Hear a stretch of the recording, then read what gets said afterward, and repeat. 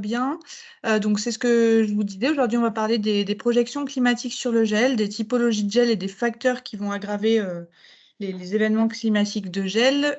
On va voir l'impact sur la physiologie de la vigne, différentes méthodes de lutte, passives et actives, et vous aurez quelques retours d'expérience de ces efficacités qui ont été faits dans notre région, mais un peu ailleurs aussi. Aujourd'hui, on accueille Théo Petitjean, donc, qui est ingénieur d'études agroclimatiques à Rennes, qui se représentera juste après. Vous aurez Mathieu Géano, qui est conseiller dans la région de Nantes, pardon. Thomas, qui est conseiller à Angers. Moi, qui suis conseillère à Tours, en Vigne, et Brieux, qui est conseiller dans le Loir-et-Cher. Donc aujourd'hui, c'est le dernier webinaire d'une série de 4 webinaires. On a eu le 13 janvier la grêle, ensuite on a parlé de l'eau le 3 février, on a parlé des travaux en verre en lien avec le changement climatique le 10 février, et donc aujourd'hui vous êtes sur le dernier webinaire, comment s'adapter au gel de printemps. Là, comme vous pouvez voir, vous ne pouvez ni parler ni être vu. C'est normal. Si vous avez des questions à poser tout de même, n'hésitez pas à appuyer sur le petit lien conversation qui est ici et à poser vos questions au fur et à mesure des présentations, et on y répondra à la fin du webinaire. Donc voilà, je vais laisser la main à Théo et puis je vous souhaite un bon webinaire. Merci beaucoup. Je partage ou je partage mon écran? Comme tu veux. Je tente. Vas-y. Vous me dites si c'est bon. C'est bon. C'est parfait. Super. Alors, je repasse les premières diapos. Bonjour à toutes et à tous. Je vais déjà en profiter pour me présenter. Donc déjà, un grand merci pour l'invitation. Je suis donc Théo Petitjean, je travaille à l'UMR LETG de Rennes sur les projets Climavège et Fermadapt, et donc je travaille en lien avec l'adaptation de la vigne au changement climatique. Donc une partie de mes missions, c'est de spatialiser à la fois des indicateurs climatiques et des indicateurs agroclimatiques dans le futur. Pour ça, j'utilise des données modélisées régionalisées à 8 km sur plusieurs scénarios du changement climatique mis en ligne sur la plateforme Dryas. Donc aujourd'hui, on va s'intéresser uniquement sur le scénario dit le plus pessimiste, qui est le RCP 8.5, qui correspond à une augmentation de la température de la surface du globe de 2,6 degrés à 4,8 degrés. On va l'étudier sur 3 périodes trentenaires, donc une période historique que l'on va comparer à un futur proche et un futur lointain, et sur 2 régions, donc Pays de la Loire et Bretagne. Comme on voit sur cette carte, quand je vous dis une maille de 8 km, c'est qu'en fait sur chaque point séparé justement de 8 km, il y a des données différentes sur le changement climatique. Si on passe, donc là je vais vous présenter mes résultats uniquement sur le gel, la thématique de la journée, et en particulier sur un indicateur qui est la fréquence d'année avec au moins un jour de gel. Donc un jour de gel ici est défini avec une température minimale inférieure à 0 degré. Cet indicateur, je le calcule après 3 dates, après le 1er mars, après le 15 mars et après le 1er avril. Pourquoi après ces 3 dates? Tout simplement pour s'affranchir en fait de la date de débourrement et pour anticiper forcément une précocité du débourrement dans le futur. Avant d'analyser les cartes, il est aussi important de savoir que les données modélisées que je vais vous présenter aujourd'hui diminuent l'intensité des extrêmes climatiques. C'est-à-dire que ces données modélisées sont très proches des données observées par les stations météo sur les températures moyennes, mais sur les températures minimales ou maximales, il y a des écarts. Donc si on regarde, là on est sur la période historique, comme je vous ai mis sur le petit graphique en haut à droite. Donc si on regarde sur la période historique, on s'intéresse surtout à la carte après le 1er avril, parce que la majorité des débourrements a eu lieu bien sûr après le 1er avril durant cette période-là. Donc période historique, on est déjà il y a 20-30 ans. Donc là, sur les données modélisées, j'obtiens environ 30% d'années avec au moins un jour de gel après le 1er avril. J'ai comparé avec la station météo d'Angers et j'obtiens un peu plus de 40%. Donc voilà, pour vous dire, j'ai un petit décalage d'un peu plus de 10%, mais ce décalage rétrécit avec les dernières données observées sur ces dernières années. Si je regarde maintenant dans le futur proche, là, donc on voit après le 1er avril forcément une diminution de ce risque, de la fréquence d'années avec au moins un jour de gel, avec une diminution de 17%. J'ai plus que 13% d'années gélides. Mais par contre, si je regarde après le 15 mars, j'ai un risque de gel quasiment pareil que ce que j'avais après le 1er avril sur la période historique. Donc si on a un débourrement plus précoce, le risque de gel pourrait être quasiment similaire. Et si je regarde ensuite dans un futur lointain, donc à l'horizon 2070-2100, bon, bah, j'ai un risque de gel qui a quasiment disparu après le 1er avril, ce qui paraît logique, qui a fortement diminué après le 15 mars, mais qui pourtant est toujours existant dans les mêmes ordres de grandeur, avec 25% d'années gélives sur justement le point de grille ici du vignoble du Lion. Donc ça, c'est une analyse spatiale purement climatique, c'est-à-dire que là, on s'intéresse vraiment qu'à la variable climatique des températures minimum. Ici, bien sûr, bon, je l'ai spatialisé sur les deux régions, mais je me suis intéressé, pour vous donner vraiment un exemple concret, sur le point de grille, un point de grille, celui du vignoble du Lion. Si maintenant je m'intéresse à la vulnérabilité de la vigne, au risque gelée printanière, j'ai un indice qui me permet de modéliser la date de débourrement du chenin. Un indice de degrés-jour, on appelle ça, tiré d'un article de 2008. Si je l'applique justement toujours à mon point de grille du vignoble du Lion, j'ai pu modéliser grâce à ça, donc vous le voyez sur le graphique, les dates futures de débourrement et que vous avez sur la courbe verte, et sur la courbe bleue, vous avez les dates du dernier jour de gel. Donc forcément, un jour de gel, ce sera quand la courbe bleue sera plus haute que la courbe verte. Ce qui est intéressant, là, c'est de regarder l'écart entre les moyennes. Donc, mes tirés ici, mes barres en tirés, c'est mes dates moyennes, donc en vert, du débourrement, et mes dates moyennes en bleu du dernier jour de gel. Donc, on voit, si on compare les écarts entre ces dates moyennes, entre la période historique et le futur proche, on a des écarts très similaires. Donc, on peut émettre l'hypothèse que ce risque de gel pourrait être dans le futur proche similaire à ce qu'on connaît aujourd'hui. Pourtant, si on va ensuite en étudier dans un futur lointain, on voit que la date de débourrement devient de plus en plus précoce, et ce qui fait que l'écart entre la date de dernier jour de gel et la date du débourement se rapproche. Et donc là, si on suit justement ces courbes-là, on peut émettre l'hypothèse que le risque de gel tendrait à augmenter dans un futur lointain. Encore une fois, je mets des guillemets, j'utilise beaucoup le conditionnel parce que ça reste de la modélisation. Et à la fois, donc, les modélisations climatiques, comme je vous disais, il y a des incertitudes, mais aussi la modélisation de la date de débourrement, on a encore beaucoup de mal à modéliser la dormance de la vigne. Donc pour l'instant, sur nos graphiques, on a des dates de débourrement qui arrivent tout début février, voire fin janvier, et on ne sait pas encore justement si l'impact en fait de la dormance sur ces dates de débourement. Donc en conclusion de ma présentation, malheureusement, c'est de dire que l'évolution justement des risques de gelée printanière est toujours incertaine pour la vigne au XXIe siècle, et que ça dépendra beaucoup forcément de ce timing entre la date du dernier jour de gel et la date du débourrement.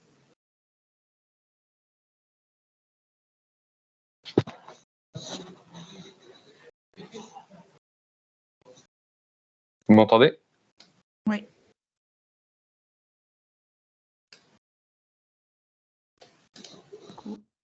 Je vais prendre la main.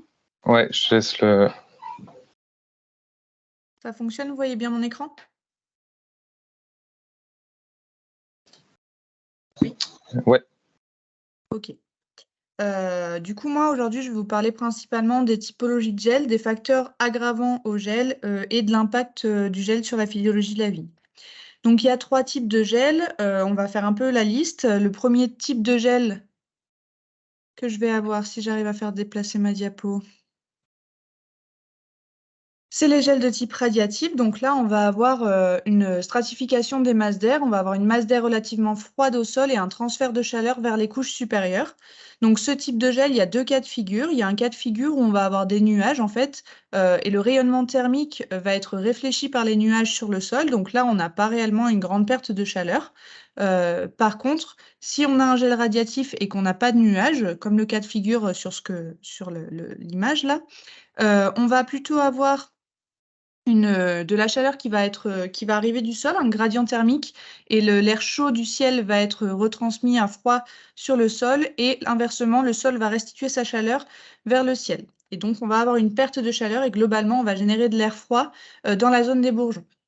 Donc, ce type de gel-là, il va être plus ou moins grave en fonction aussi de l'humidité qui va être présente sur la nuit.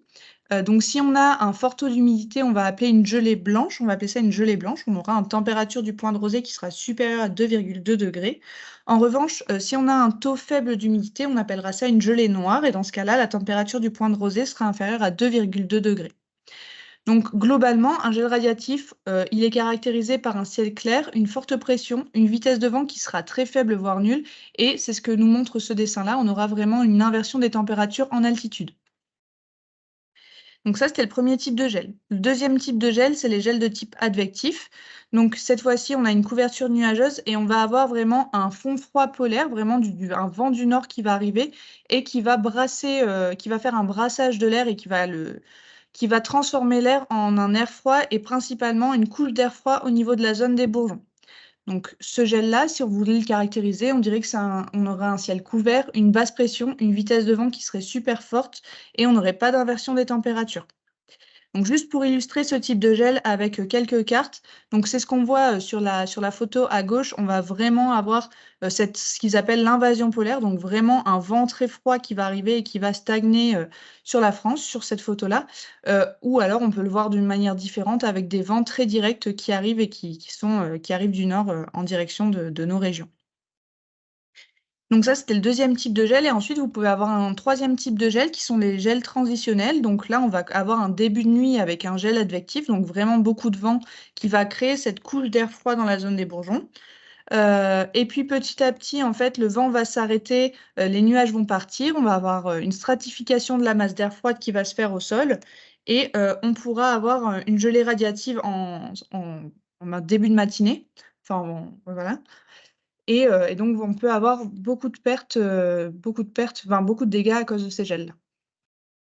Donc, il y a eu une étude qui a été faite en arboriculture en 2004 où ils ont placé des thermomètres à différentes altitudes, 1 mètre, 2 mètres, 5 mètres, 10 mètres, 15 mètres, 20 mètres, enfin, il y en a un peu plus que ça. Réellement, leurs thermomètres, c'est les points blancs qui sont là. Et donc, pour illustrer ce que je viens de vous dire, un gel advectif où on va vraiment avoir une invasion d'air froid au niveau de la zone des bourgeons, qu'on soit au sol ou qu'on soit à 20 mètres, on a une température qui est inférieure à moins 2 degrés. En revanche, quand on a un gel de type radiatif avec une inversion des températures, plus on monte en altitude et plus la température se réchauffe. C'est ce que vous montre le schéma ici avec des températures globalement plus chaudes en direction du ciel contre des températures un peu plus froides au niveau de la zone des bourgeons. Donc, différencier ces différents types de gel, ça va être important parce que ça va vous permettre de connaître les moyens de lutte efficaces. Donc, il existe, pour vous repérer sur savoir quel type de gel il y a, des clés de diagnostic. Donc, c'était une étude qui avait été faite en 2008. Et les clés de diagnostic vont vous permettre de caractériser enfin la typologie de gel en fonction de la température, de la vitesse du vent et si le ciel, il y a des nuages ou pas. Donc tout ça est à corréler également avec l'hygrométrie. C'est ce que, par exemple, vous avez ici, sur des températures, par exemple, comprises entre 0 et moins 1 degré. Si vous avez un taux d'humidité qui est fort, vous avez un risque de gelée blanche. Donc voilà. Il y a d'autres clés de diagnostic avec des seuils de sensibilité. Souvent, ils sont faits en fonction des stades phénologiques. Donc, plus vous êtes sur un stade phénologique précoce, moins le risque de gel est grand. Plus vous augmentez dans les stades phénologiques, plus le risque de gel est important. Et tout ça, c'est corrélé aussi si vous êtes en conditions sèches ou humides. Alors, bourgeons dans le coton à moins 6 degrés, tout le monde n'est pas forcément d'accord. Donc, moins 6 degrés, ça commence à faire beaucoup pour les bourgeons. Donc voilà, vous avez encore des clés de diagnostic en fonction des stades phénologiques. Bourgeons dans le coton, gonflement, généralement, il n'y a pas trop de risques, mais dès que vous avez des températures qui vont être très froides et que vous avez des organes herbacés, plus ou moins de précipitations, vous avez un risque qui passe de faible à fort, et donc ça va vous impacter les moyens de lutte que vous pouvez mettre en place sur vos domaines. Hop. Donc, quels sont les facteurs aggravants sur vos types de gel? Il y a la topographie de votre parcelle. Donc, si vous avez une parcelle de vigne qui est en bas de coteau ou en haut d'un coteau, vu que l'air, c'est quand même relativement lourd, l'air froid est lourd, il va aller plutôt dans les bas de pente et donc vous aurez plus de dégâts. Vous avez le vent qui va impacter donc, sur les différents types de gel et on peut avoir une invasion polaire et vraiment du coup concentrer une masse d'air froid sur la zone des bourgeons. Vous avez les types de sols qui vont plus ou moins restituer de l'eau et donc impacter le gel. Vous avez la nébulosité, le fait d'avoir des nuages ou pas. Et puis vous avez l'hygrométrie qui vont être des facteurs aggravants. Donc voilà sur les typologies de gel et les facteurs aggravants. Et du coup, quels sont les impacts du gel sur la vigne? Donc, pour être très brève, si vous avez des organes herbacés et des températures négatives, donc vous avez un risque de gel. Donc, qu'est-ce que ça va faire? Ça va faire un éclatement des cellules vertes de vos bourgeons ou de vos feuilles quand elles ont commencé à éclore, et une oxydation des tissus. Pour rentrer très brièvement dans la physiologie, en fait, vous avez plein de cellules comme ça dans vos organes herbacés. La vacuole, elle est remplie d'eau, donc c'est un des composés de la cellule. Quand il gèle, la vacuole gèle également, et donc elle va éclater. Et donc, en éclatant, en fait, elle va faire éclater toute la cellule, la membrane plasmique. Et le cytosol qui était contenu à l'époque dans la membrane contient également des toxines, et ces toxines vont aussi vont favoriser l'oxydation des tissus. Donc petit à petit, votre bourgeon nécrose, et c'est ce qu'on voit sur cette photo-là. Donc tout ça, ça va vous générer des pertes de récolte, un travail beaucoup plus important, de l'ébourgeonnage, du relevage, et si vous ne faites pas tout ça, l'année d'après, vous aurez beaucoup plus de taille à faire. Des pertes potentielles de qualité. Vous allez avoir une vendange qui va être beaucoup plus compliquée avec des stades phénologiques très hétérogènes et une période de maturité du coup qui arrivera pas en même temps, et des pertes potentielles de marché.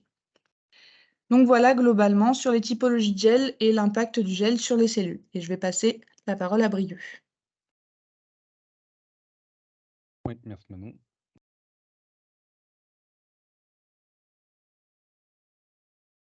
Hop.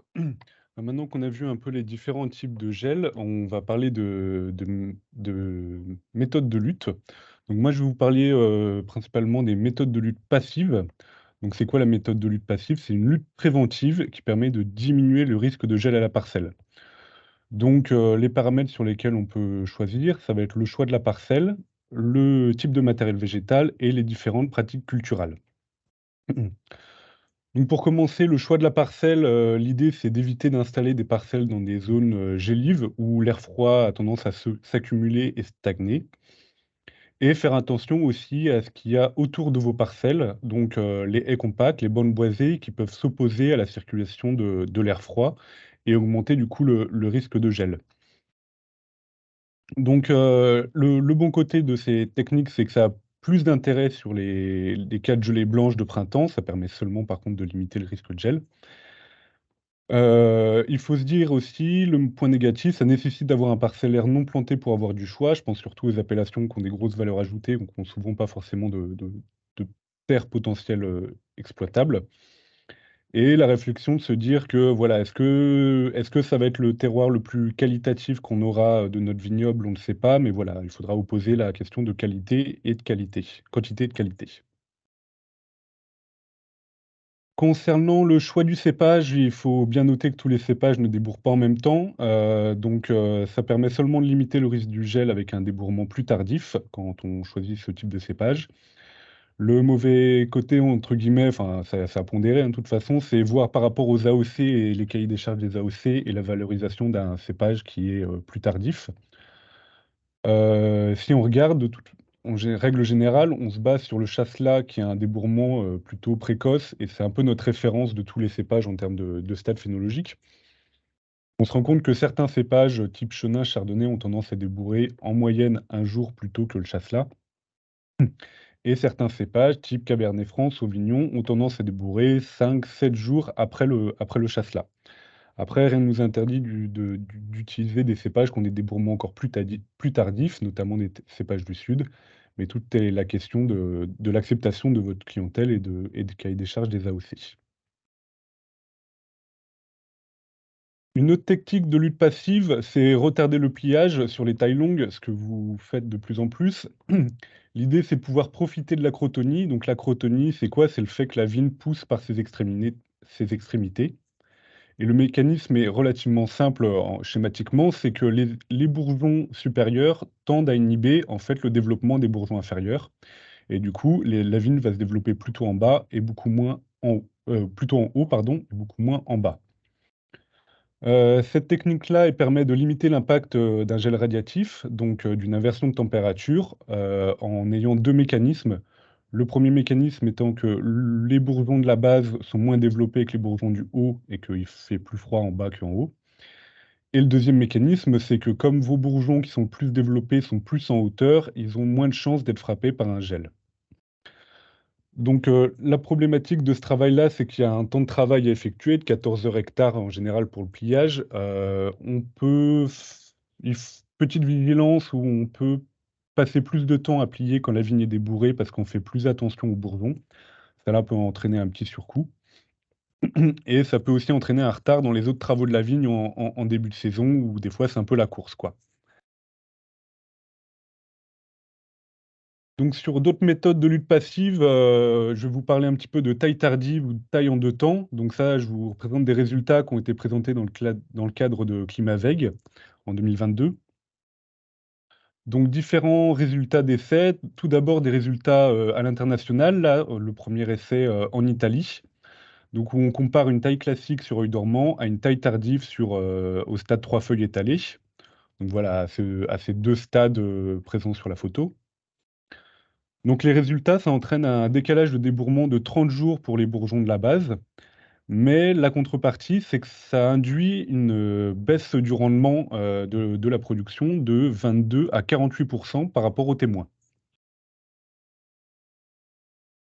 Une autre expérimentation, en Italie toujours, sur une taille classique sur œil dormant comparée à une taille tardive sur, 4 feuilles étalées. Donc on peut voir que la différence de débourrement, on gagne entre 14 et 17 jours sur la taille tardive. Mais aussi, on a un retard de maturité de 4 à 5 jours sur la taille tardive par rapport aux témoins. Ça entraîne du coup un raisin un peu moins mûr pour la même période et un rendement par cep diminué de 22.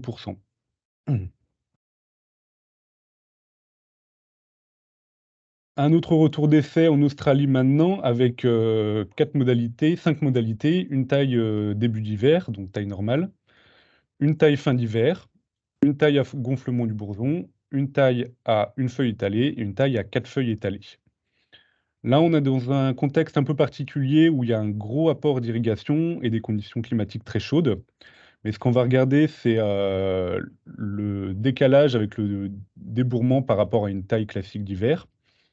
C'est qu'on se rend compte que par rapport aux modalités taille fin d'hiver, on gagne 1 jour sur le débourrement, on gagne 6 jours sur le stade gonflement du bourgeon à taille à gonflement du bourgeon.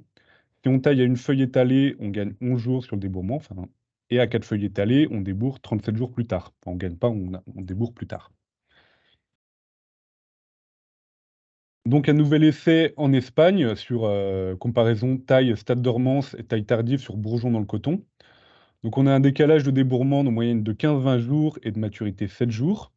Il y a plus d'anthocyanes sur les cépages rouges, mais par contre, on a un rendement réduit de 10 sur la taille tardive. Donc voilà, en synthèse, sur ces résultats d'essais internationaux, on se rend compte qu'on a plus ou moins une perte de récolte généralement, liée à la taille tardive. Ça, c'est dû à un effet, stress sur la vigne, mais qu'on gagne quand même, un certain nombre de jours, sur le débourrement. On se pose encore des questions sur l'effet cépage et par rapport à la vigueur de la vigne aussi, qu'on peut avoir. Donc là, ça nous montre que ces tailles tardives, elles sont intéressantes, sur les gels d'avril, hein, surtout parce qu'on gagne du temps sur le débourrement, mais par contre en mai, à partir du moment où le cépage est débourré, de toute façon, ça serait compliqué. Donc vous me dites: «OK» pour les résultats internationaux. Est-ce qu'on a des choses un peu plus locales? On a des résultats d'essais en Côte d'Or, qui ont été faits par la chambre d'agriculture, donc avec des climats un peu plus qui nous ressemblent un peu plus. Heu Donc il y a 2 essais qui ont été menés. Un premier sur Pinot, avec une taille définitive au 16 décembre et l'autre modalité, c'est un démontage du cep. Donc on enlève la baguette et les serments qui ne nous intéressent pas et ensuite un plumage du cep. On coupe les coursons et on plume la baguette, ça au 10 mars. Et l'autre essai que je vous présenterai juste après, c'est pour des chardonnays en côte de Beaune avec 4 modalités: le témoin, la taille définitive en 1er février, un démontage au 1er février, un plumage au 12 mars, un démontage au 1er février, un plumage au 31 mars et une taille définitive au 31 mars. Donc par rapport aux résultats d'essai sur le pinot noir, donc avec les 2 modalités de taille, on se rend compte que, au 7 avril, les stades végétatifs ne sont pas les mêmes entre les 2 modalités, qu'on a beaucoup plus de bourgeons dans le coton au 7 avril pour, la taille dite un peu plus tardive et qu'on a beaucoup plus de bourgeons, on est beaucoup plus au stade d'éclatement du bourgeon à une taille type d'hiver qu'à une taille plus tardive. Donc si on compare les dégâts de gel au 7 mai, on se rend compte que sur la taille, on va dire, hivernale, on a 53% des bourgeons gelés sur cette modalité, alors que sur la modalité taille tardive, donc plumage au 10 mars, on a 38% des bourgeons gelés. Donc soit environ 30% de dégâts en moins. Si on regarde par rapport au nombre d'inflorescences et puis au rendement théorique qu'on pourrait avoir, on voit que sur la taille tardive, suite au gel, eh ben, on aurait un rendement hectare de 56 hecto-hectares. Donc c'est un rendement théorique, hein. C'est juste pour donner une outil de comparaison. Et si on prend sur la modalité démontée le 16 décembre, plumé le 10 mars, on a un rendement théorique de 75 hecto-hectares, soit une différence de 33% de rendement en plus. Donc sur le deuxième essai en Côte d'Or sur les chardonnays, avec les 4 modalités, ce qu'on va voir, c'est que surtout que la modalité témoin, on va dire de taille 1er février, les stades sont beaucoup plus avancés au 14 avril que les modalités taillées, enfin plus démontées 1er février, taille définitive 12 mars, et les tailles définitives 31 mars. Donc ça, on reste dans les mêmes catégories quand même sur les autres modalités. Si on regarde les comparaisons de dégâts de gel au 7 mai, on se rend compte que pour la taille classique, on a 57% des bourgeons gelés, alors que sur les autres modalités, on est autour de 37-39% de bourgeons gelés, soit des dégâts en moins de 31%. Donc il n'y a pas de différence forcément entre les 3 modalités testées. Si on regarde la comparaison du nombre d'inflorescences et du coup du rendement théorique à l'hectare, on se rend compte qu'il n'y a qu'une seule modalité qui présente un nombre d'inflorescences significativement plus intéressant. C'est la taille au 1er février, le démontage au 1er février et le démontage au 12 mars. Donc, pour conclure, cette taille tardive, elle permet de retarder le développement des bourgeons, donc on a moins de dégâts de gel. On se rend compte aussi qu'une taille définitive ou une taille en 2 fois, comme présenté sur les essais en Côte d'Or, on semble avoir à peu près les mêmes effets, donc ça permet d'adapter les chantiers de travaux en fonction des domaines. Mais avec une grosse mention, taille tardive, OK, mais pas trop parce que, 2 choses. La première chose, d'un point de vue, technique, le tirage des bois, ça a tendance à endommager les bourgeons qui sont sortis, donc ça peut entraîner de la casse. Mais aussi par rapport à tous les effets que je vous ai présentés, la taille tardive entraîne une perte de récolte, non pas liée au gel, mais liée à l'affaiblissement de la vigueur du cep et une diminution du coût du rendement. Donc attention à ça, taille tardive, OK, mais pas trop. En dernière, méthode de lutte passive, c'est la gestion du couvert. Il est impératif de gérer, maîtriser son enherbement avant les risques de gelée. Il faut, généralement laisser une distance entre, la cime de l'herbe et le bourgeon d'une trentaine de centimètres pour laisser circuler l'air froid et pour, éviter les risques de gelée au niveau de la tête de souche. Donc si on reprend un essai mené par l'IFV, en 2020, on peut voir, voilà, on peut travailler son sol et tondre, mais pas juste avant le gel. Là, l'idée, c'était de voir pourquoi. En fait, il y a eu un travail du sol un premier matin. On a la courbe des températures ici et la courbe bleue et orange sont les courbes d'hygrométrie. En bleu avec un sol travaillé et en orange avec un sol non travaillé témoin.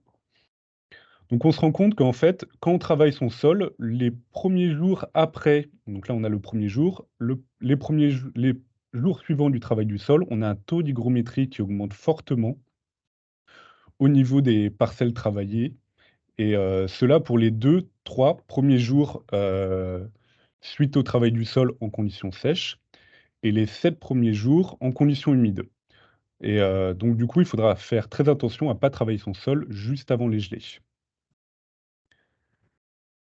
Donc voilà pour les méthodes de lutte, passive. Je vais passer la main à Thomas pour, vous parler des méthodes de lutte active.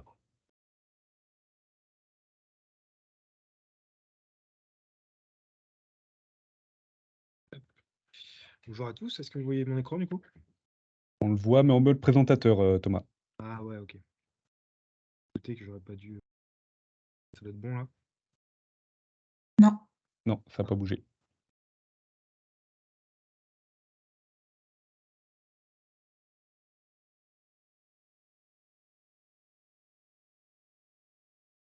Toujours pas. Là. Oh là là. Attends. Screen.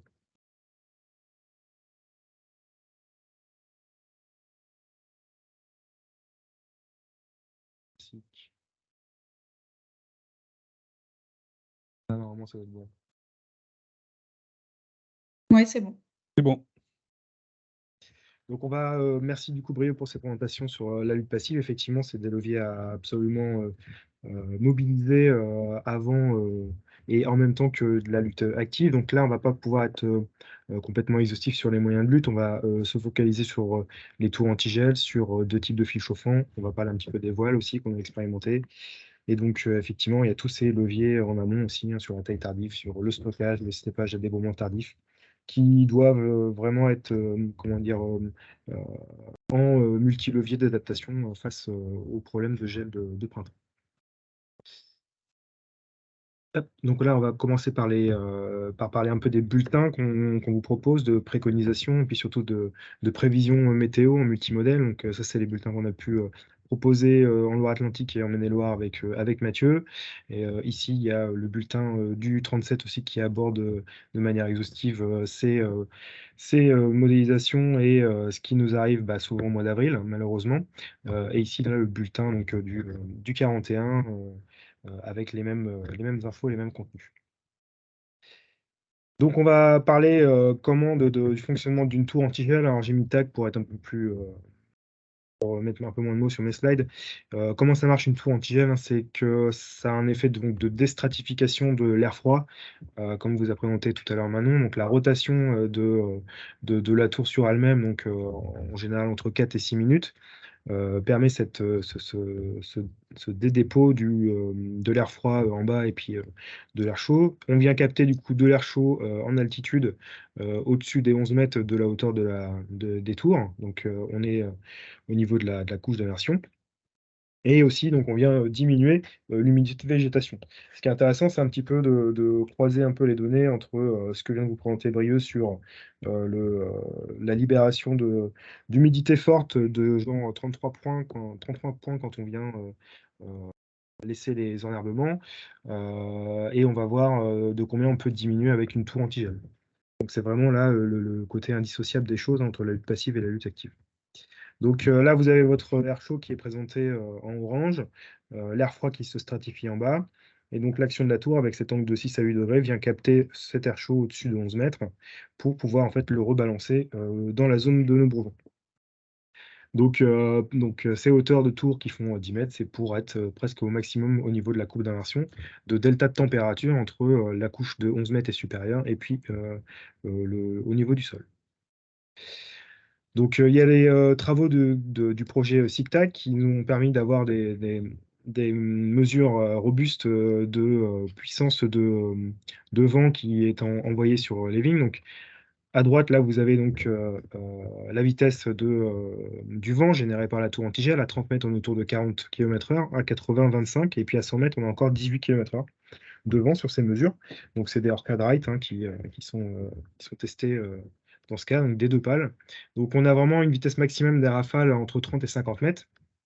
La durée des rafales augmente aussi avec la distance.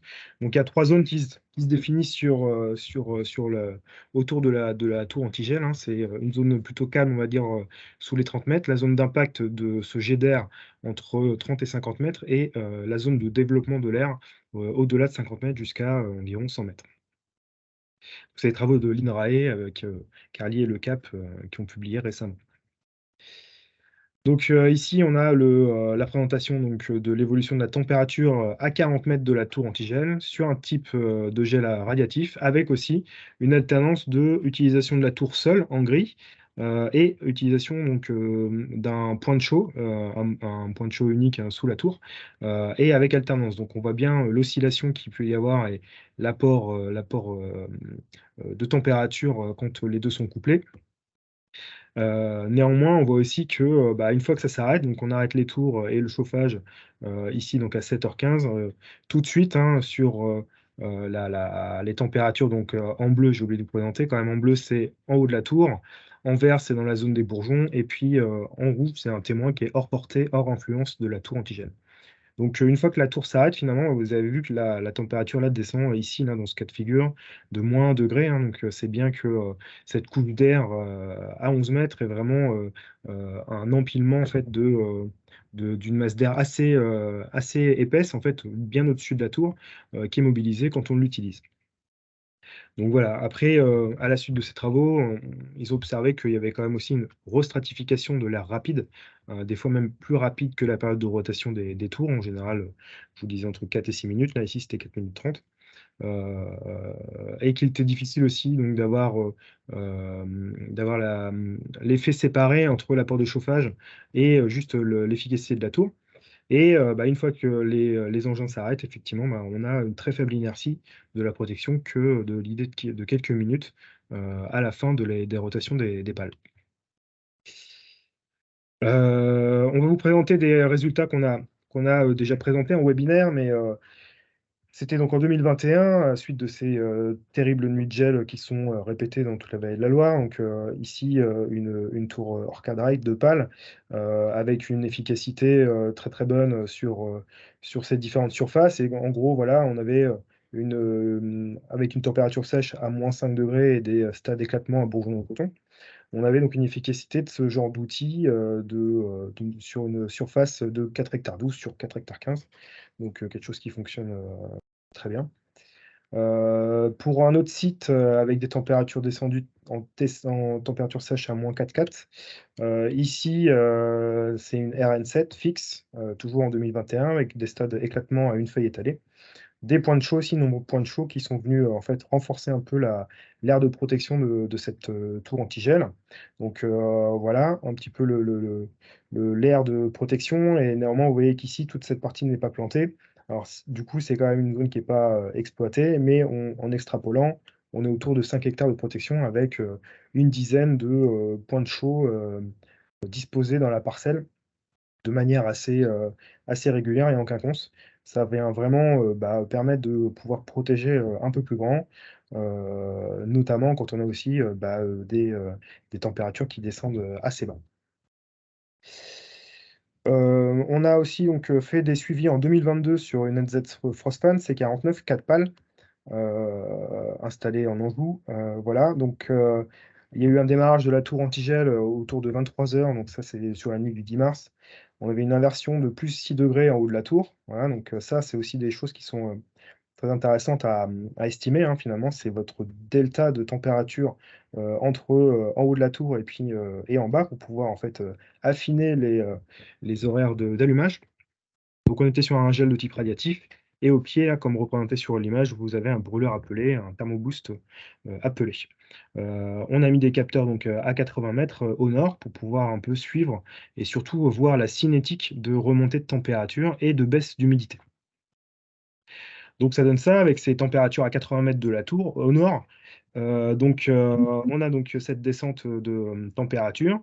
Ensuite, là, vous voyez le petit pic qui remonte, c'est l'allumage. On avait un allumage autour de 22h30. Il faut donc, dans le cas de figure ici, pour remonter, il a fallu un peu moins d'1 heure pour remonter de ces 3 degrés. Ensuite, le deuxième petit pic, là, c'est l'allumage du monobrûleur thermoboost qui a lui remonté de 1 degré. Voilà, donc c'est vraiment essentiel là, d'avoir ces mesures potentielles là, à 10 mètres là, pour pouvoir justement quantifier à la fois le potentiel de réchauffement de la couche supérieure au-dessus de la tour pour pouvoir en fait affiner l'allumage au meilleur moment pour pouvoir protéger de manière la plus efficace possible avec ces outils. Pour l'humidité, ça nous paraît aussi donc assez intéressant de pouvoir mesurer l'humidité relative à 80 mètres de la tour. On a remarqué qu'à l'allumage de la tour, il a fallu 30 minutes pour diminuer de 20 points d'humidité, ce qui est quand même très intéressant. Néanmoins, là, le chauffage au pied de la tour, lui, n'a diminué que de 3 points. Donc il y a vraiment la synergie de l'effet tour antigel d'aller capter cet air chaud et aussi d'assécher le végétal qui lui permet d'encaisser des températures plus sereinement. Voilà, donc avec un effet séchage bien perceptible jusqu'à 80 mètres. On a fini un petit peu sur les tours antigel. On va parler un peu des fils chauffants. Donc, c'est les fils chauffants classiques, on va dire, donc avec un rayonnement infrarouge par échauffement électrique dans le fil. Donc voilà, vous avez le dispositif qui est ici. À gauche, une photo sur les coursons et à droite sur la baguette. Des cabernets donc au stade d'éclatement à bourgeon en coton. J'ai pas mis la température. Si, j'ai la température sèche descendue à -5. Donc sur les bourgeons des baguettes, très bonne efficacité, hein, entre 6 et 18% de bourgeons gelés. Donc ça remplit pleinement la part du contrat. Néanmoins, sur les coursons, bah, forcément, la distance est trop grande, hein, entre la protection et le halo en fait, du câble et du rayonnement infrarouge autour du fil. Là, on a un peu plus de dégâts, n'empêche, sur les coursons. En tout cas, la baguette est bien protégée. Voilà ce qu'on pouvait dire sur les fils classiques. Sur les fils infrarouges, donc, on a eu l'opportunité de faire quelques mesures sur ces fils. Donc là, le principe, c'est que l'essentiel de l'énergie qui passe dans le câble est transformé en rayonnement infrarouge. Voilà, vous avez quelques photos ici. Donc, c'était des pinots noirs au stade ici 2 feuilles. On n'était pas en condition de gel, hein. On prend ça avec précaution. En tout cas, on a fait des mesures à la caméra thermique. Vous avez ici le groupe électrogène de 60 kVA et les infos complémentaires ici. Donc, un pinot noir de 40 A dans le muscadet. La montée en température est assez rapide, hein, finalement. Au bout de 30 minutes, on est déjà sur en visant la petite lampe qu'il y a dans le câble, on était déjà à 20 degrés au niveau de la lampe. Et ensuite, au niveau des bourgeons, on avait un delta de 6 degrés sur les bourgeons au proche du câble, sachant que la température était autour de 8-9 degrés quand on est allé voir ça. Donc, on était vraiment, je tiens à le préciser, hors cadre de protection en risque gel, quoi. Néanmoins, ces mesures nous permettent de nous dire que voilà, ça paraît assez prometteur. On aura des essais, nous, cette année en conditions réelles. Donc, vous voyez les mesures qu'on a pu faire donc avec une petite FLIR portative. Voilà ce que je pouvais vous parler sur les fils infrarouges. Les voiles d'hivernage, on a essayé donc depuis 2020 avec beaucoup d'améliorations, hein, depuis. Donc, je vais vous montrer une photo ici, donc au domaine Augereau à Beaulieu-sur-Layon.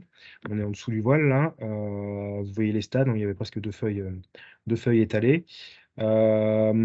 Ici, donc avril 2021. Je fais une synthèse rapide, hein, sur les dégâts de gel en 2022. On avait 53% de bourgeons touchés dans le témoin, 11 sous le voile. Sur 2021, là, on était vraiment sur quelque chose d'un gel forcément, bah, vous vous rappelez, beaucoup plus tranché. On avait 85% de dégâts dans le témoin et puis 11,7 sous le voile. Et puis, on avait aussi une modalité bougie avec 4,9% de bourgeons gelés. Donc, globalement, on avait quand même une efficacité voilà, du voile intissé en P30 satisfaisante, avec une disposition, bien, je précise, en bloc, hein, vraiment un grand bloc couvert pour limiter le contact voile-bourgeon qui malheureusement fait geler un peu les bourgeons. Donc on a voulu valider tout ça aussi avec un vol en drone qu'on avait fait au 5 mai. Donc là, on retrouve en fait avec la vigueur au CEP la modalité témoin sur la droite, le carré vert qui est la modalité voile, et puis vous voyez les petites bougies là qui étaient ici disposées à côté. Donc voilà, on a essayé de faire une corrélation entre nos notations de terrain et puis ce qu'on pouvait observer avec le drone. C'est plutôt robuste. Et puis là, pour vous illustrer bah, un peu donc, ces données en 2021, une photo du 5 mai, le voile s'arrêtait au niveau des piquets composites, juste ici, donc à gauche sans protection, et puis à droite avec le voile posé au-dessus. Sur les rendements, 2022, on n'avait pas de différence significative avec ce côté un peu gel partiel. Voilà, 2021, là, effectivement, on avait un gros écart. Le témoin était à 1,1 kg de raisin, et puis sous voile, on a ramassé 2,8 kg. Modalité bougie, presque 2 kg. Donc ça, on avait quand même quelque chose d'assez satisfaisant. Et ces projets continuent. Effectivement, tout à l'heure, Brieux vous a parlé du projet Climaveg. Donc, on a fait pas mal d'échanges aussi avec des experts de la lutte antigel, hein. Des essais taille tardif sont en cours et on essaie de mettre en place des méthodes de lutte innovantes pour illustrer ces problèmes de risque climatique. Ça, c'était donc en 2021, forcément, bah, le risque gel était sur toutes les lèvres et l'est toujours. Et cette année, donc, en Maine-et-Loire, on fera une expérimentation sur la zéolite, du suivi sur des specs 3 pales, l'effet synergique de 2DS éole, et puis on continue les essais voiles. Après avoir résolu des problèmes de résistance au vent, on est passé sur des voiles plus épais, du P60, voire des voiles tricotées, donc pour pouvoir avancer à ce sujet. Voilà.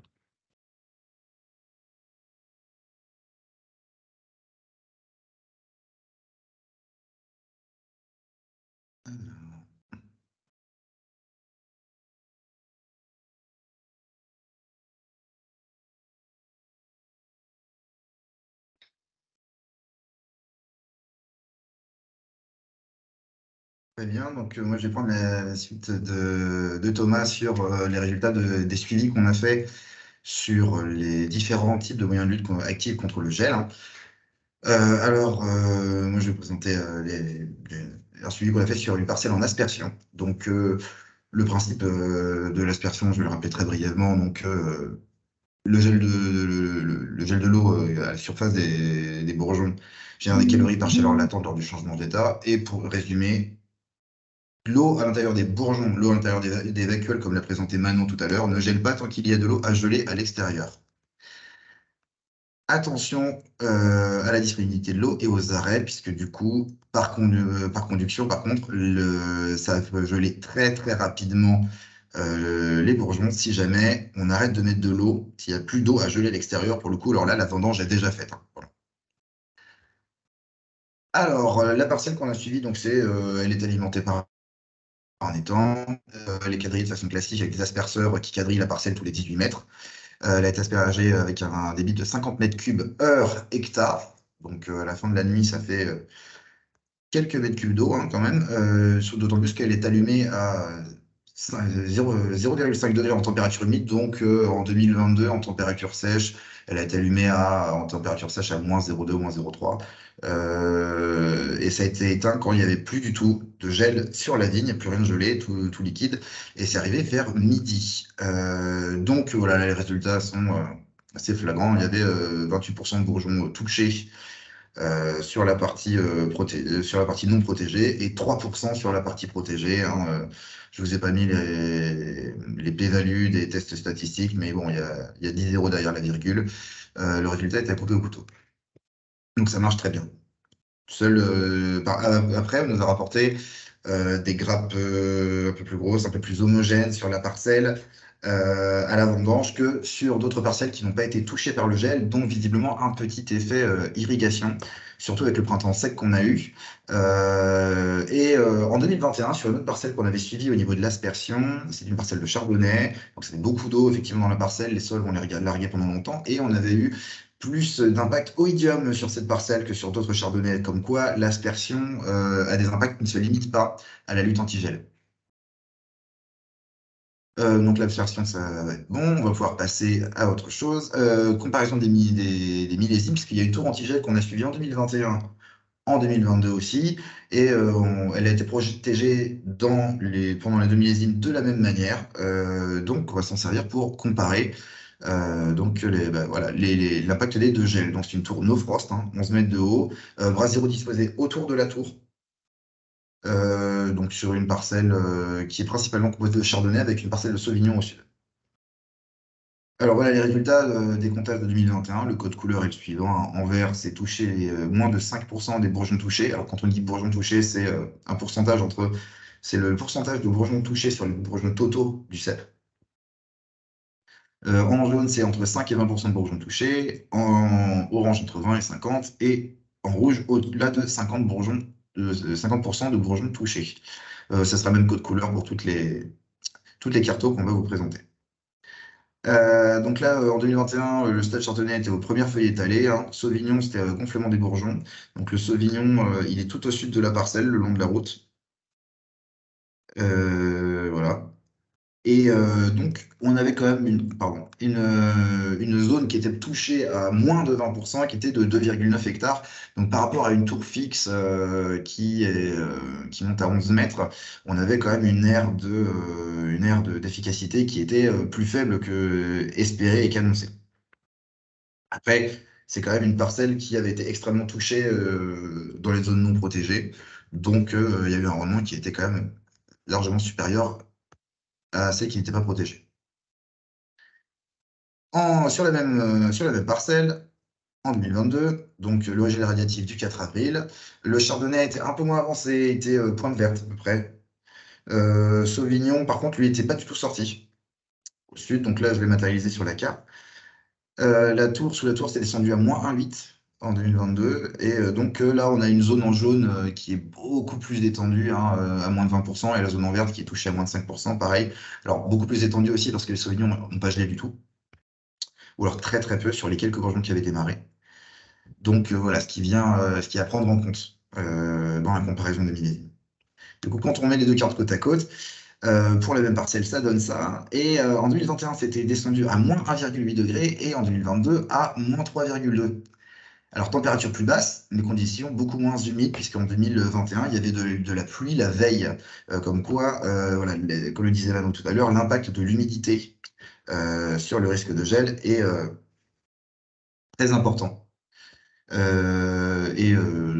Voilà, là-dedans, on a 5 hectares à 5 hectares et demi qui sont protégés par la tour en 2022 et donc un peu moins de 3 hectares en 2021. Le gel, avec son humidité, avec ses conditions de vent, avec ses diverses conditions, va avoir un impact sur l'étendue de la protection, va pouvoir vous procurer votre tour. Autre chose qu'on a suivi l'année dernière, donc c'est l'importance de la chauffe en comparant 3 parcelles. Alors 3 parcelles qui ne sont pas forcément le même cépage, qui ne sont pas forcément au même endroit, qui ne sont pas forcément à la même altitude. Donc on va essayer de tenir ça en compte pour la présentation qui va suivre, mais qui était protégée par le même type de tour mobile. Donc c'est une DSEOL de Clémy Kiwi. Une tour qui monte un peu moins haut, qui monte à 7 mètres, mais dont le principe est d'avoir des pales sur un axe vertical, donc des pales qui aspirent depuis le haut et avec une goulotte qui renvoie l'air horizontalement vers la parcelle. Alors, différents stades sur les vignes, hein. Chardonnay qui était sur les parcelles plutôt entre éclatement et pointe verte, hein, avec des bourgeons qui pouvaient être entre stade de bourgeon de coton et éclatement. Melon, plutôt bourgeon de coton pointe verte, et on avait d'autres cépages, petit mansin, donc un peu comme le melon, et vionnier qui lui était qui était pas démarré du tout. Alors, donc sur la première parcelle, ça c'est une parcelle, c'est que du chardonnay, hein, donc altitude 92 mètres, c'est la plus haute, avec des bras zéro qui sont répartis dans toute la parcelle. Les bras zéro sont en noir, la DSEOL, c'est l'image verte au milieu. Et donc une très faible pente, hein, un peu moins de 1%, c'est juste pour matérialiser l'écoulement de l'air froid. C'est descendu à moins 3 degrés, donc le 4 avril. La tour est allumée à moins 1,6 et entre la zone protégée à moins de 5% de bourgeons touchés, c'est déjà 2 hectares. Donc la zone protégée en tout, qui est touchée à moins de 20% est assez élevée, mais ça vient en partie de la parcelle, puisque même dans les zones non protégées, là sur le côté est de la parcelle, on avait moins de 20% des bourgeons qui étaient touchés. Donc, en recoupant différentes informations, l'aire protection estimée, c'est 3 hectares et demi, ce qui est largement ce qui est annoncé pour une DSEOL, avec un rayon d'action d'environ 80 mètres. Il y en avait une autre qu'on a suivie, donc avec des bras zéro qui étaient répartis autour de la DSEOL, hein, de la tour anti-gel. Alors, pour le coup, là, il y a plein de cépages différents, c'est un patchwork. Voilà, Chardonnay, le chat, Riesling, plantation de Viognier, Petit Mansin, Muscat, Pinot Gris, Melon de Bourgogne. Donc là, et surtout une parcelle qui a une configuration aussi différente, parce que sur le dessus, on est à 80 mètres. Et en bas, dans la zone où il y a le Muscat, le Pinot Gris, le Petit Mansin, il y a une pente qui peut être assez forte, puisque dans le bas, ça atteint 26% de pente. Donc là, c'est vraiment l'endroit où l'air froid va descendre et s'accumuler. Et en fait, la configuration du terrain, ainsi que l'exposition des bras zéro, déjà, ça diminue un petit peu la portée de la tour, puisque autour, la zone qui est touchée à moins de 5%, même comprenant des cépages qui sont pourtant un peu moins sensibles au gel que Chardonnay de la première parcelle, comme le melon, c'est plus que 1 hectare 70. Et on a une aire d'estimée, encore une fois qu'on enlève l'effet cépage et l'effet pente, qui est de 2 hectares 9. avec un rayon d'action de 70 mètres. Donc un rayon d'action de la tour et une surface protégée qui était un peu plus faible. Donc, du fait de la topographie et du fait de la disposition aussi des bras zéro. Mais il y a quand même aussi un gros effet cépage. On voit sur la droite de la parcelle la différence coupée au couteau entre le chardonnay et le melon de Bourgogne. Et dans le bas, pareil, le vionnier et le petit Mansin, voilà, qui suit exactement les limites de la parcelle. Enfin, une dernière tour, donc, qui était un peu plus lointaine et qui était sur une parcelle un peu plus basse, puisque celle-là, elle est à 37 mètres. Par contre, sur une zone assez plate, 2% de pente. Là, il n'y avait pas du tout de bras zéro, pas de chauffe. Et les aires de protection sont quand même beaucoup plus faibles, hein, c'est le moins qu'on puisse dire. La zone, tout à l'heure, on était sur respectivement 2 hectares ou 1 hectare 70 de protégés avec moins de 5% des bourgeons touchés. Là, on a 33 arbres. Et une zone avec à moins de 20% qui est un peu plus étendue, mais en tout, on atteint un peu moins de 2 hectares de protégés, avec un rayon d'action vraiment qui ne dépasse pas au grand maximum 60 mètres. Et 30% de bourgeons touchés aussi en dehors de la zone protégée. Alors, c'est des résultats qui sont... L'ère d'efficacité de la tour est quand même beaucoup moins facile à lire qu'en 2021, où c'était à couper au couteau, avec des gels qui étaient beaucoup plus forts. Mais c'est déjà des éléments de réponse sur l'importance de la chauffe avec les tours anti-gel, et notamment avec les tours mobiles et les DSEOL. Enfin, on va parler un petit peu changement climatique et lutte anti-gel. Alors, comme vous l'a expliqué Théo en début de webinaire, le changement climatique a une influence quand même sur la récurrence du gel. On a un gel qu'on observe de plus en plus souvent, avec l'avancement des dates, notamment de débourrement. Attention à la maladaptation. C'est-à-dire que pour l'instant, la plupart des méthodes de lutte active contre le gel dans les vignes sont émetteurs de gaz à effet de serre. Et donc, il faudrait faire attention à ne pas contribuer un petit peu à ce contre quoi on lutte. Le changement climatique qui crée du gel, le gel qui crée la lutte contre le gel, et la lutte contre le gel qui amplifie le changement climatique. L'impact carbone de la lutte anti-gel, il est assez variable selon les méthodes utilisées. Si on utilise des fils chauffants qui sont sur secteur, ce qui est quand même pas souvent le cas. On est à 350 kg d'émissions d'équivalent carbone à hectare pour 2 nuits de protection. Si ils sont branchés sur un couple électrogène, on passe à 2 tonnes 3. L'aspersion, on est à 600 kg par hectare protégé. Tour antigel sans chauffage, 700 kg. Avec chauffage, 2 tonnes 4. Donc là, avec le chauffage au GNR, pas au pellet.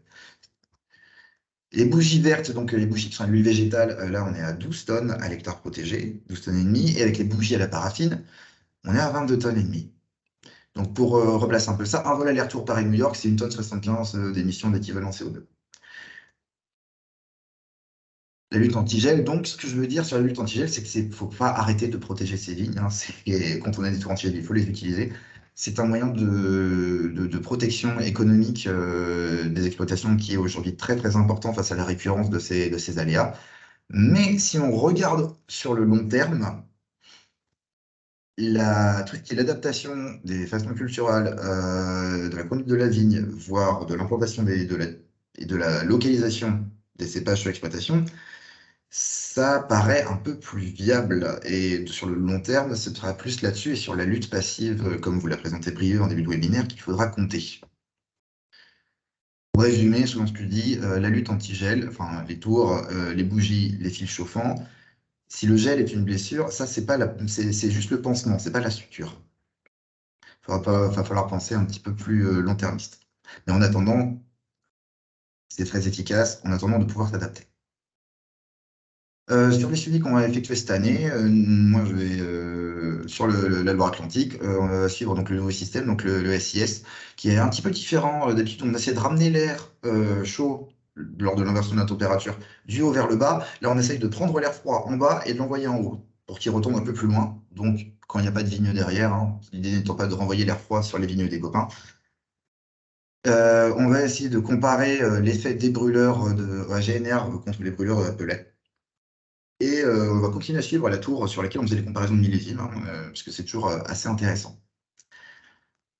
Voilà pour ce webinaire. C'était le dernier d'une série de 4. Donc le premier du 13 janvier sur la grêle, hein, des webinaires à chaque fois sur les impacts et l'évolution d'un aléa climatique. Donc la grêle, la sécheresse, les travaux en verre et les chaudages notamment, et ce dernier sur le gel. Merci de nous avoir suivis sur ces webinaires depuis janvier. Et pour terminer, pour l'instant, ils ne sont pas en ligne. Ils vont l'être, bien entendu. Tous ces webinaires seront disponibles en replay, on l'espère le plus rapidement possible.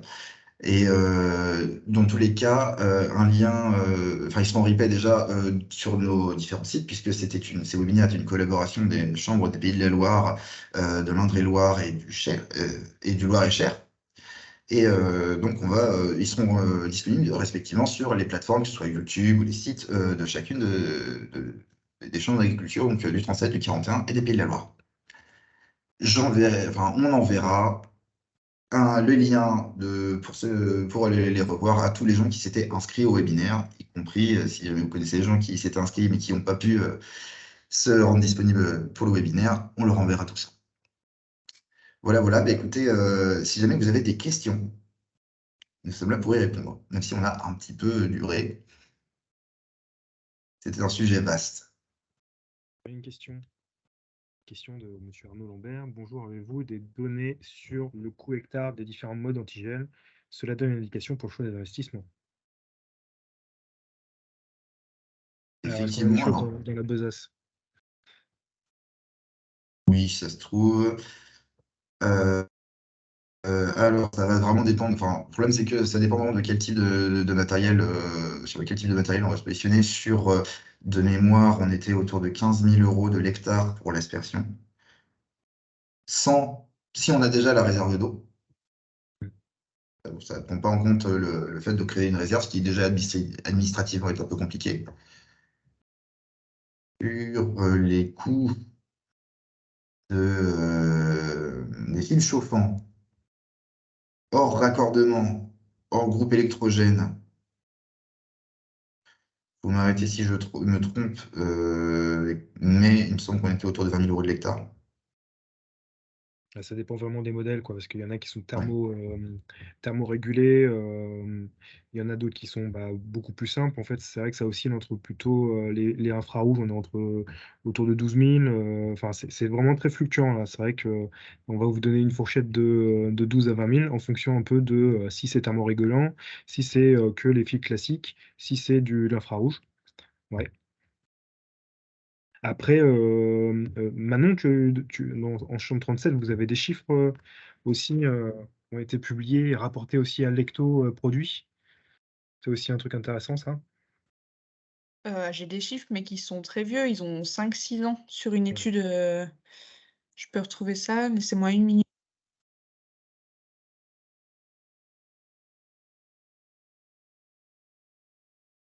On peut peut-être prendre l'autre question de Nicolas Romy. Y a-t-il des essais avec hormones? Est-ce légal en France pour décaler le cycle de la vigne? Avec? Des hormones. Ah. Alors pour l'instant, des hormones pour décaler le cycle de la vigne. Moi, je ne connais pas. En tout cas, Ouais, à l'heure actuelle, j'en ai pas entendu parler non plus. À savoir aussi que je pense que les hormones sur la vigne, faut que la vigne soit réceptive. Et je pense qu'au stade hivernal, du coup, la vigne ne sera pas réceptive directement sur une application phyto ou hormone. On ne peut pas vous répondre pour l'instant, hein. Moi, j'ai pas plus d'infos que ça. Je sais pas si les autres, vous avez des infos, mais... Moi, j'ai eu connaissance d'essais avec des huiles de soja pour retarder le débourrement, avec malheureusement des problèmes de létalité sur les bourgeons. Après, il y a aussi une université qui est en train d'homologuer justement un produit qui pourrait retarder le débourrement. Je vous cache pas qu'on a beaucoup d'espoir là-dessus, en fonction après de la composition, hein, par rapport à nos types de production. Voilà, ça c'est des choses qu'on surveille, mais qui prennent un temps énorme par rapport à l'urgence qui est de pouvoir protéger nos raisins et puis nos exploitations, quoi. En tout cas, on a ça sur le feu. crois que ça se pratique en Australie avec l'utilisation en automne précédent. La législation australienne est quand même beaucoup plus permissive dans tout ce qui est hormones, etc. Donc je ne sais pas trop, effectivement, nous, dans le contexte franco-européen, je ne suis pas sûr qu'on puisse faire tout ce que font les Australiens.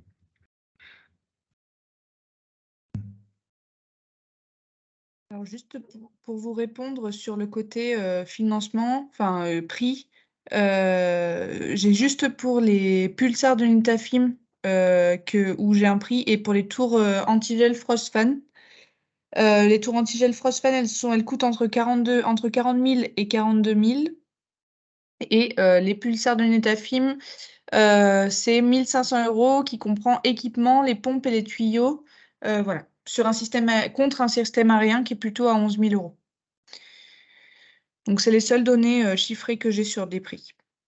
Mais ça remonte c'est une étude qui a quand même 5 voire peut-être même 6 ans. Donc, c'est à prendre vraiment avec des pincettes. Il y a les tours, je crois que c'était les RN7, en tout cas l'année dernière, fin 2021, elle était à 55 000 € la tour, donc pour une protection de 5 hectares. Donc voilà, fin 2021, depuis, il s'est passé 2-3 trucs en Ukraine et il est possible que les prix ont un peu évolué. Ça se rapproche des 60 000 quand même sur pas mal de matériel tag fixe.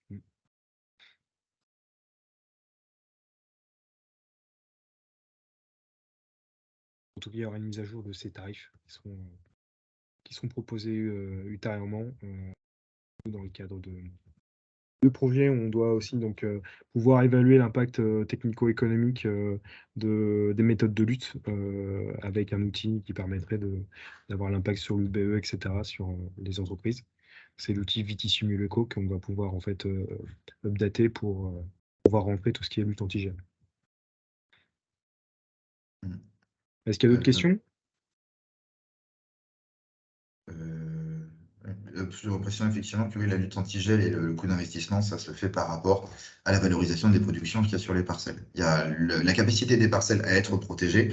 Si c'est une parcelle qui gèle chaque année la veille du gel, bon, et qu'on n'est pas sûr d'avoir une efficacité optimale d'un moyen de lutte, qui est quand même un lourd investissement, surtout quand on parle d'une tour, ça vaut pas forcément le coup. Donc il y a la capacité de la parcelle à être protégée. Il y a ou tout simplement le fait que ce soit des vieilles vignes qui vont être arrachées, etc. Et il y a aussi la valorisation de la production qu'on va avoir, puisque c'est quand même un investissement à amortir sur. On n'en sait rien en fait, ça va dépendre du nombre de gels sur lesquels la tour va pouvoir aider. Effectivement, il y a aussi le potentiel agronomique de production de la parcelle protégée, il y a aussi la valorisation. Enfin, c'est vraiment tout un ensemble de facteurs qui vous permettent de choisir la meilleure méthode au bon endroit, quoi, en fait, je dirais. C'est vrai que c'est quelque chose qui se réfléchit, qui demande un peu de temps pour pouvoir en fait faire les bons choix. Et si ma mémoire est bonne, pour les bougies, pour en revenir sur les coûts, on était autour de 3 000 € l'hectare. Ouais. Sans compter le temps de pause, le temps de travail, le temps des employés, etc. Les bougies en soi. Domaine de l'abbé Pierre. Bonjour, avez-vous des données sur la distance idéale des points de chauffe et la tour avant? Alors en général, ce qui se fait, c'est des cercles concentriques 50 mètres autour de la tour pour un premier cercle de points de chaud. Et ensuite, en général, on en met à 80 mètres parce qu'on a bien vu là sur les vitesses de rafale du vent projeté, ça diminue 18 km/h autour des 80 mètres. Donc là, on refait un cercle de poils pour pouvoir relancer un petit peu de chaud. Et puis, en fait, ça permet d'augmenter finalement l'énergie qui est apportée par le jet d'air plus chaud avec les points de chaud.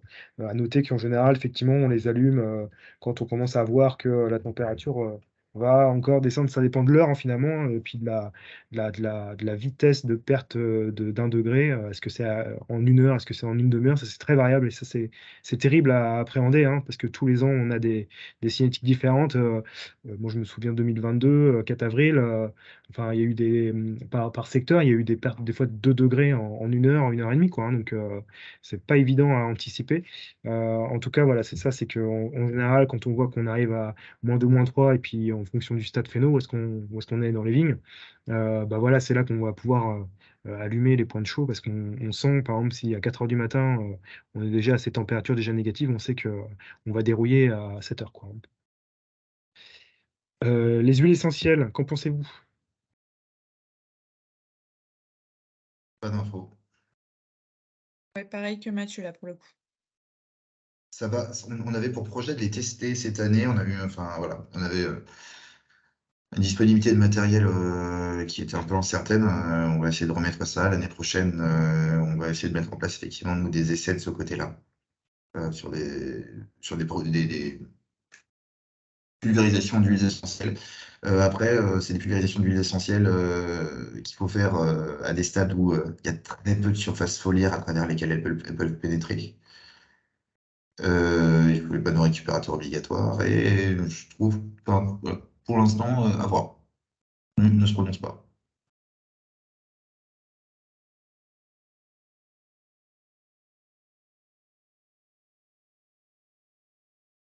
C'est des conseillers Arbo qui peut-être qui auraient plus d'expérience là-dessus. C'est un peu plus utilisé en Arbo. Bétaïne notamment, qui n'était pas vraiment une huile essentielle, mais qui était utilisée en Arbo avant, qui est toujours utilisée.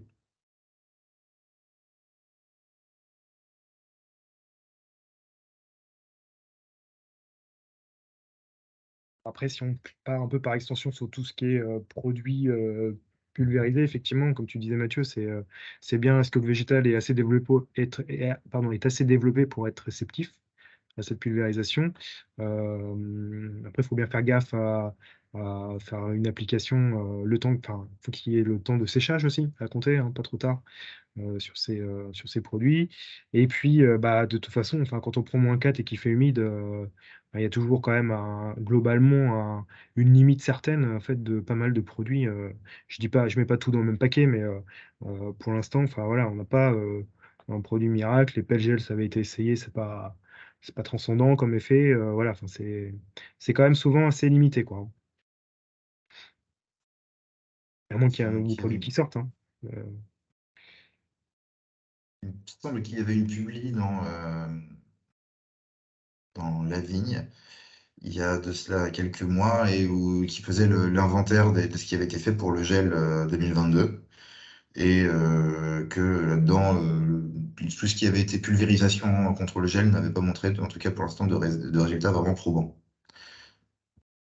Je me rappelle d'un produit aussi de soufre anti-gel qui avait donné des résultats assez peu probants aussi sur le gel de 2017. À l'époque, j'étais dans le sud. Pour l'instant,